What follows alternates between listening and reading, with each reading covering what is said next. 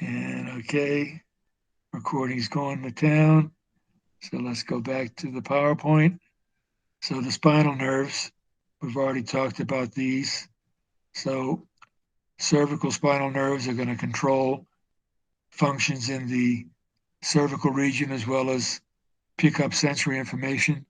So the spinal nerves, which are involved again in receiving information from various areas like cervical, thoracic, lumbar, and sacral, also involved in sending out motor impulses to uh, make sure that muscle function in these various areas is taken care of.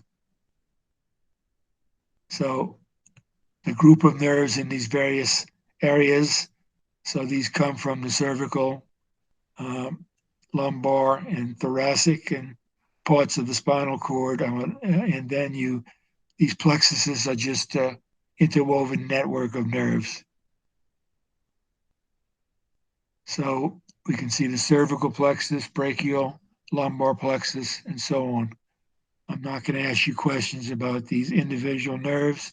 There may be questions about uh, the location of the cervical plexus, obviously on the uh, parts of the spinal cord called the cervical section, and so on. Dermatomes are uh, various locations of the body that uh, look at the cranial, cervical nerves, thoracic, lumbar, and so on, lumbar, and the relative areas that are controlled. So as we go from top to bottom of the spinal nerves, we're going to have control of the cervical, thoracic, lumbar, and sacral regions based upon the location of the nerves from top to bottom in the spinal cord. So what's a reflex? A reflex is uh, a stimulus. So you touch a hot pot on the stove, you get a stimulus that activates heat receptors and pain receptors. The sensory information is activated and sending information to the central nervous system. That information is processed very quickly in the spinal cord, the activation of the motor neuron, and you get a response in a muscle or a gland. So that information is uh, stimulus, activation of the sensory nerve, then you have in interneurons, uh, then the motor neuron is activated, and then you get a response. So this is a simple reflex arc, and it happens all the time. Uh, how we can respond to pain or heat, how we can respond to keeping our balance when we pick up one leg and balance on the other leg. It's all involved in a very quick learned reflex that involves this sensory input, analysis, and action. So we have monosynaptic reflex, where the sensory neuron connects directly to the motor neuron. Stretch reflex, which is also monosynaptic, which helps tell the body about the relative length and tension of a muscle. You can test that out in the patella reflex. Muscle spindles another way to uh, receptor in a muscle that stimulates the stretch reflex. So when a muscle is stretched, it's going to send that information to the central nervous system, and that's going to help you balance and uh, take care of all those learned activities that are also receive that information and analyze it in the cerebellum, for instance. Okay, so here's when you tap on the patella. So you get the muscle stretches. The sensory neuron is going to go directly to the motor neuron, and you're going to respond. So one evaluation of your nervous system health is going to be the patellar reflex. A polysynaptic reflex is when you have an interneuron involved. So if we look at a picture here, so uh, so here we have painful stimulus, interneurons, and also analysis and activation to cause the flexor muscle to draw the arm up, and inhibition of the triceps when the biceps is contracting. So we also have interneurons sending information up to the higher brain centers, like through the thalamus, and relaying that information to the cerebral hemispheres so that we can be aware of what's happening. But the immediate response is to have the biceps contract and the triceps relax so that we can have a very rapid movement, moving the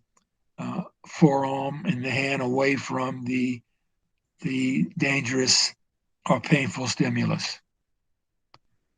Okay, so reflexes buy time and save us from injury many, many times, and also allow us to have coordinated postural movements, such as hopping on one foot and balancing on the other.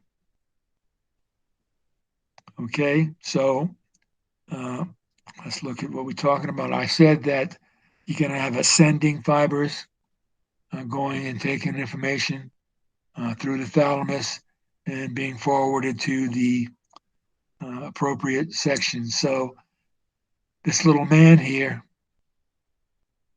right here, is called the sensory homunculus.